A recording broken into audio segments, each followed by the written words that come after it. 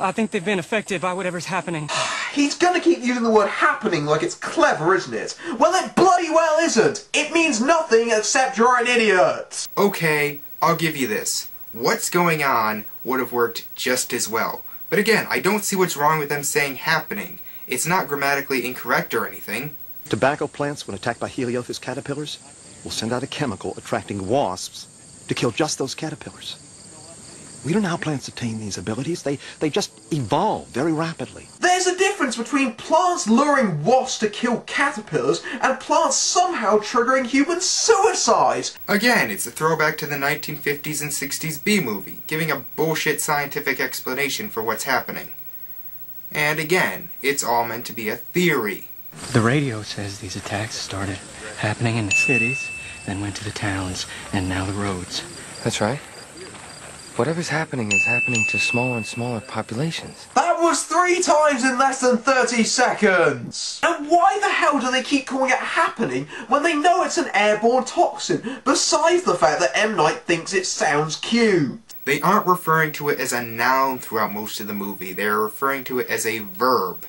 You know what? They've said the more times in this movie. Why aren't you complaining about that? So they are now aware that the toxin or virus or mutant trees, whatever, prioritise the larger groups of population, so in devising their way out of the affected area, they decide to Stay together! We should go into 2 groups. Those that are ready to go right now, and those that need to get things from their cars. We need to stay in groups! Will these people ever learn? Learn what? Be scientific, douchebag. Identify the variables. That's the 2 groups. Design an experiment. That's what we're freaking in. I can't tell whether Mark Wahlberg is freaking out because of the gunfire or because he's just realised that he's horribly miscast as someone who knows what the word variables means. The gunfire. Let's just stay ahead of the wind.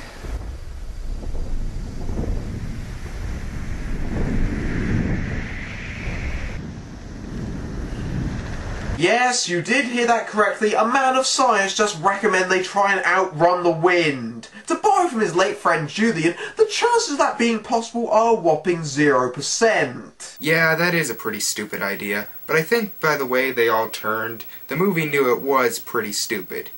But, give it this, at least they weren't stupid enough to have them actually outrun the wind. Unsurprisingly, they're hit by the wind, which does absolutely nothing to them whatsoever. What's the size of the groups? Could this really be happening? No, it couldn't happen because that's not how airborne toxins work. I guess the wind and the trees have been communicating with each other to target those pesky humans in packs. Like I said, it's the good vibrations Marky Mark and the others give off. They arrive to get supplies and maps in order to leave? Why the hell are you leaving? You're inside and safe. You could just sit it out. You don't have to follow the military man's instructions just because he said them. It's here that I bring up a scene that Film Brain left out. When they were all scattered around the cars, a woman got a call from her daughter who was inside, and the toxin affected her and she ended up committing suicide. So, yeah. I'm sure Film Brain just forgot that part. Just going to talk in a very positive manner. Plastic. Talking to a plastic plant. Never mind the fact that it's plastic, you're already a total dumbass because you're a science teacher talking to a plant! It doesn't have a brain, it doesn't know who you are, and it doesn't have a single clue what the hell you're saying because it's a bloody plant! The scene is just meant to be funny, Matthew. No need to get that angry about it. And yes, they have done studies that show that plants react to human communication. Why is this happening? You know, I'm just gonna put a counter on it now because this is fucking ridiculous. Oh, thank God. At least this will be less annoying. There are people coming. You can't stay here. It's close to the roads. More and more people will come here. Thanks, obviously dubbed in Mark Wahlberg. Without that, this scene would make no sense, but that one line solved everything. Exactly. Wait, was that meant to be an insult? It's clear that Shyamalan is putting as many gory, violent scenes as possible to exploit his R rating to the max. And what's wrong with that? Thank you.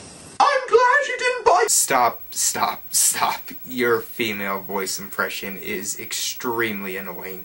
See, the people in this house are smarter than the protagonist because they've boarded up the windows and are keeping themselves inside. Unlike these idiots. You know what? This review is basically the same 4 arguments over and over again. Why don't they stay? That's not how science works. Why do they keep saying happening? The movie shouldn't have this much blood, and I've given counter arguments to all of those. So the spontaneous musical fails and the kids get aggressive, demanding entry, only for them to both get brutally shotgunned. We're supposed to care about them even though we know nothing about them besides their names. It's just M. Night tastelessly knocking up the shock value. I got the impression that Josh was more arrogant and forceful, while Jared was more shy and worried. This is completely based on their actions, but maybe that's just me. They approach it to find who's living in it, to find a strange old woman who utters one of the most infamously awful lines in recent cinematic history. Why I'm a lemon drink. Sorry, I could barely even hear that line over the clapping, but yeah, she's supposed to be weird. So they sit down to dinner with Brad Jones' mum. Okay, that was a pretty clever callback to Brad and Jared. There's a spring house in the back. They used to hide people from slave chasers back there. It has a speaking tube running under the ground to the main house. You can hear each other like you're in the same room. Hey, keep it down in there! I can hear you expositing plot points again! Yeah, that may have been a bit forced, but it needed to be done.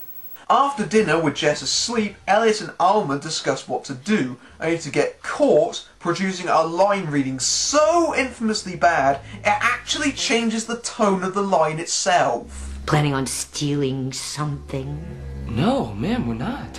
Plan on murdering me in my sleep? What? No. No, madam, of course not. I was merely going to come in the middle of the night with an extra pillow and lay it on your face. I never got the hype surrounding this line. It's not that great a delivery, it's not even that good of one. But why has it become so popular? I don't know. Mrs. Jones? You tried to steal my things. Yes, it is very easy to confuse an elderly person with a doll half their size. Might want to get those eyes tested, Marky Mark. I think he realized it was a doll and was more confused as to why it was there. She goes outside and Elliot follows her, hoping to make amends. However, she becomes possessed by the toxin. Of course, Elliot would already be screwed if the toxin was in the air. Good vibes. Remember the plastic plant earlier? He goes back into the house and attempts to alert the others, only for crazy Mrs. Jones to start going around smashing windows with her head like she's possessed by the plants, which makes no sense in the slightest. Are you kidding me? Did he really just say it made no sense she's killing herself because she's possessed by the toxin? That's the entire premise of the movie! Elliot flees into the side room which has the link with the spring house, where Alma and Jess are, with the windows and doors wide open because who cares about that fatal airborne toxin, right? What is so difficult about staying inside, locking the doors and waiting for it to blow over? Pun completely intended. Those two believe it's based on the size of the groups at this point. So they have a bonding moment and he then decides to go outside and see her, allowing them to be reunited after the whole 10 minutes they've spent apart. See, they're coming back together after being separated, an obvious metaphor for the status of their relationship. Symbolism! It's about bloody time you use that joke.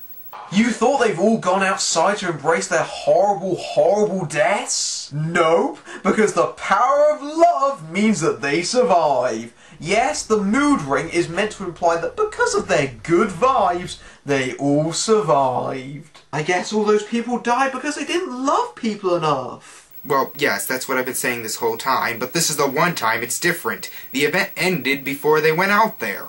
The event must have ended before we went out there. Oh, really? Obviously dubbed in Mark Wahlberg. Did it really? Of course he's dubbed in. What do you expect him to do? Stand next to the camera outside and say his line? I guess there are some things that can't be logically explained. Like how a movie this bad actually gets made. Even if the movie was bad, it's for money. Do you not understand Hollywood at all? So we cut to 3 months later. Oh hi, obviously dubbed in Film Brain, you hypocrite. To review, the city of Philadelphia has got back to normal, despite the fact that clearly the vast majority of its population are now dead. Philadelphia is one of the most populated cities in the country. One day of an epidemic isn't going to completely destroy it. And I'm pretty sure most people got out of there before it hit, or more people moved in. I mean, if they all did die, there's probably a lot of places available. Jess seems to be getting over the loss of both her parents fairly well, and is getting ready for the first day back at school. Oh, and it was nice of her to have an Avatar The Last Airbender bag. M. Night was obviously giving us an imminent warning on his next happening. Oh, shut it! And what's wrong with a little foreshadowing? Oh right, you don't like foreshadowing. Kay from Mississippi wants to know why it started so suddenly on a Tuesday at 8:33 and then ended so suddenly at 9:27 the next morning. Well, Kay, to be perfectly honest, this was an act of nature, and we'll never fully understand it. No, M. Night. Nature does have rules. You can't just chalk up your plot holes to nature being mysterious and think that solves everything. He never said nature didn't have rules. He just said we didn't understand all of them. And again, this movie doesn't have to be 100% factual about a movie that has toxin that causes suicide. So we think the film's over, but no! As we cut to France, the world's butt monkey. Insulting the French. How cliché, you British bastard. Where it starts happening once again. See? It's happening all over the world! It isn't isolated! You could be next! We're all doomed! We're all doomed! And with that, the film ends arrogantly on M. Night's name, showing everything begins and ends with him because he's the fucking shit. It's pretty common for the first name of the credits to be the director. So that was Film Brain's review of The Happening. It's pretty much the same few arguments said over and over again, with Film Brain trying so desperately to get a laugh by shouting and getting angry at stuff that doesn't matter. The fact that they said happening and the amount of blood shouldn't matter at all. The fact that none of the characters stayed inside was explained in the movie, and the fact that the movie isn't scientifically accurate is because it's a throwback to old B-movies. Now listen, I'm not saying the movie's perfect, and I'm not saying you have to agree with me. If it wasn't your thing, or you found it boring, or you just couldn't get into it, that's fine. I am not gonna argue with you. Me personally, I think this is an extremely underrated thriller that you should be able to give a chance if you know what the movie is trying to be. I'm Kyle Northrup, beating down bad reviews everywhere.